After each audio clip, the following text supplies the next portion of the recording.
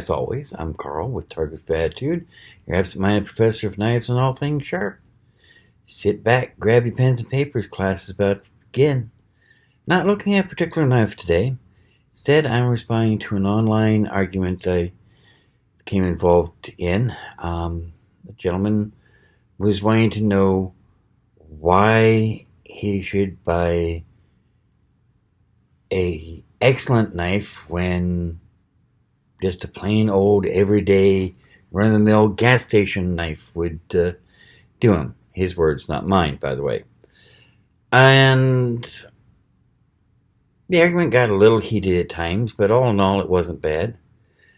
But I thought, if it's going to provide that much excitement online, it might be a question to address here in one of my videos. Now, I've got knives of all types here. Today I'm carrying a Civivi, which is definitely not a garage knife. It's a smaller one, and this one is in fact a Damascus blade, as you can see. I don't always carry Damascus, but it's a sweet knife. I've got older knives like this one. This is a Puma, a very, very old knife. See, it's seen a lot of use. It's from Germany. Got one here that belonged to my father. No clue what brand it is, but this thing is older than I am, and it's still in decent shape, it's still usable. But what do these all have in common?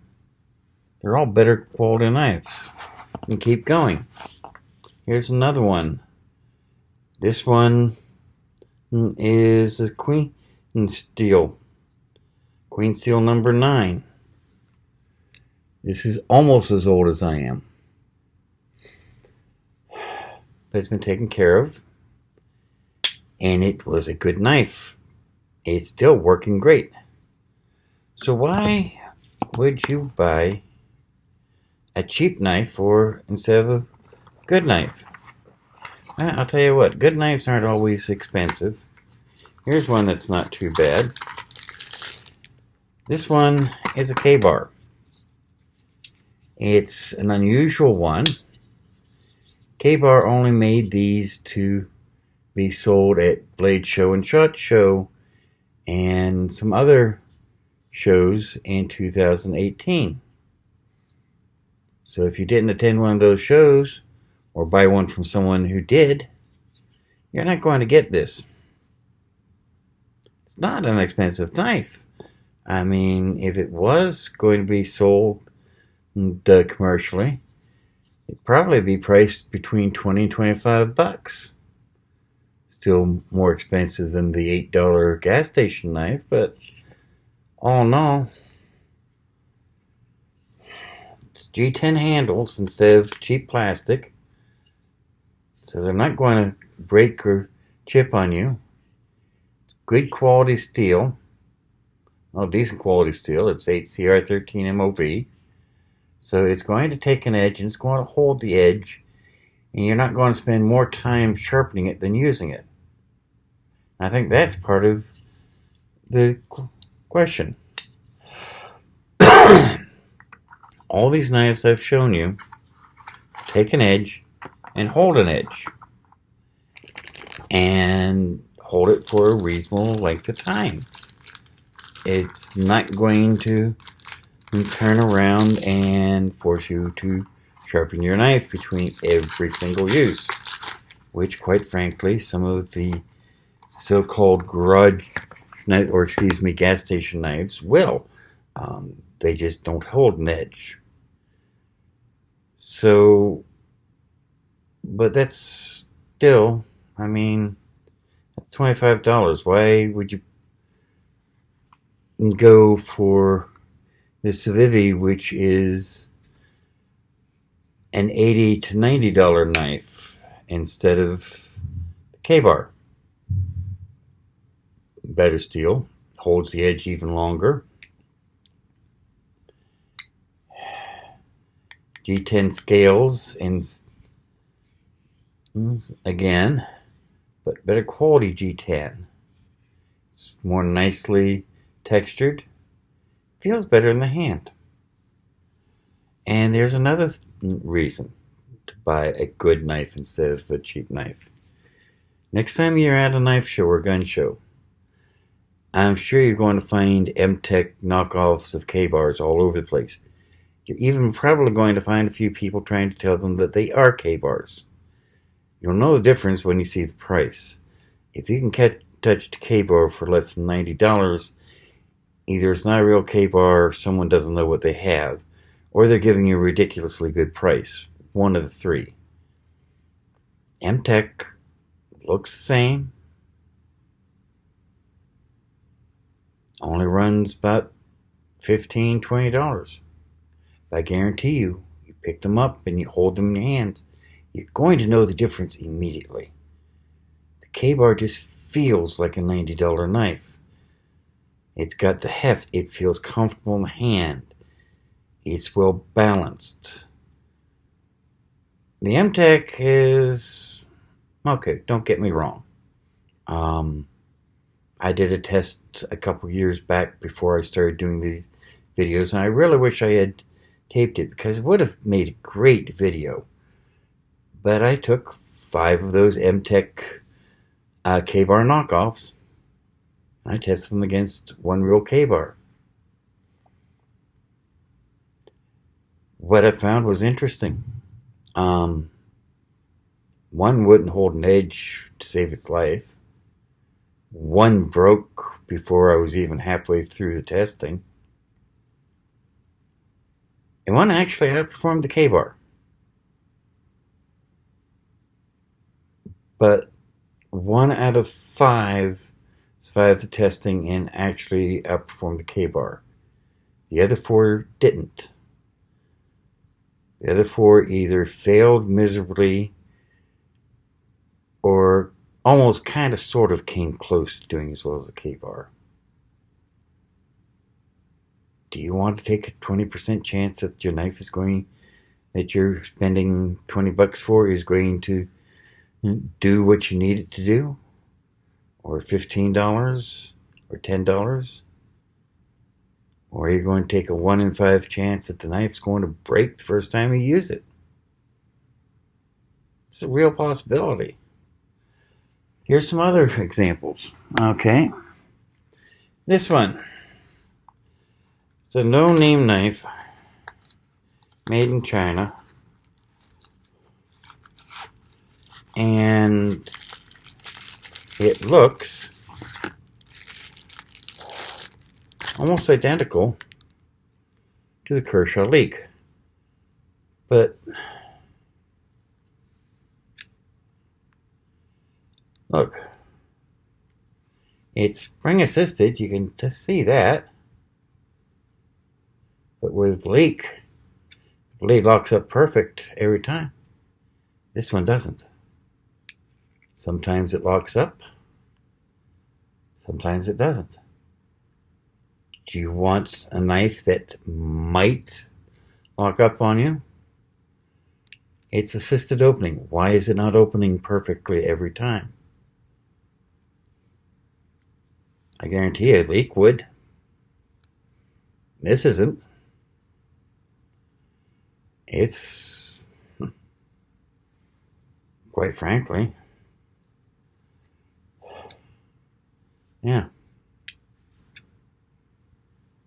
And it's got the spring in there. It just won't open. Won't latch open. This is one of your gas station knives. If I was to sell it, I'd be pricing this one at probably right around $8. At that, I'd be making a decent profit off of it. I wouldn't sell it. If I can't get it to lock up, why would you want it? And if I was to sell it to you and you found out that it wouldn't lock up, would you buy another knife from me? I don't think so. Yet look at, let's see here, not the video yet. Here we go. One I just recently reviewed. Misdirect. You can get this for as little as $16 if you shop around. It's spring assisted. And it opens up and locks up every single time.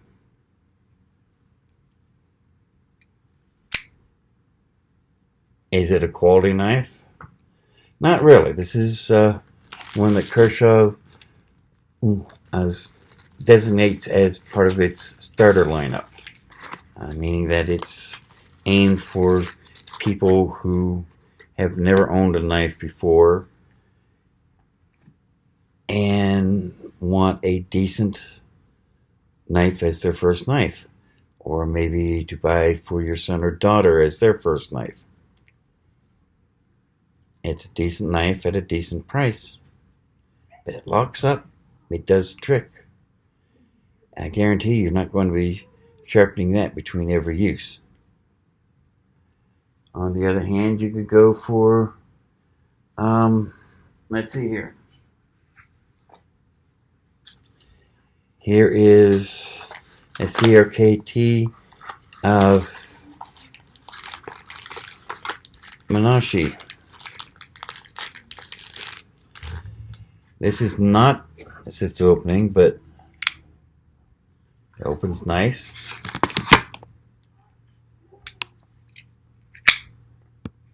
Every time. Every single time. Admittedly, this is a much more expensive knife because it's a folding hunter and it's built like it. Good, heavy, sturdy handle, thick blade, field strip technology, so you can take it apart and clean it in the field without needing special tools. So yeah, you're going to pay more for this. But again, it opens every time. It does what you need it to do. You know it's going to do what you need it to do. It's never going to fail you on you. Or maybe you prefer, I don't have one handy right now, maybe you prefer something along the lines of a Wii. Now we're starting to get into knives that run $200 and $300. But steel is superior quality steel. Better even than that Kershaw or the CRKT I just showed you.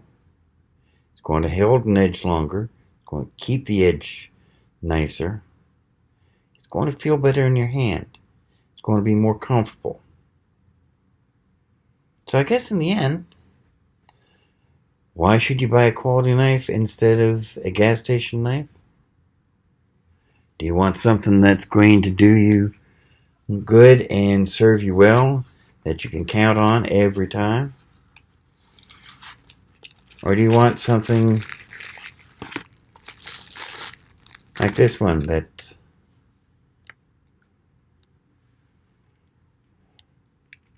you can't count on locking up? That's spring assisted, but doesn't lock.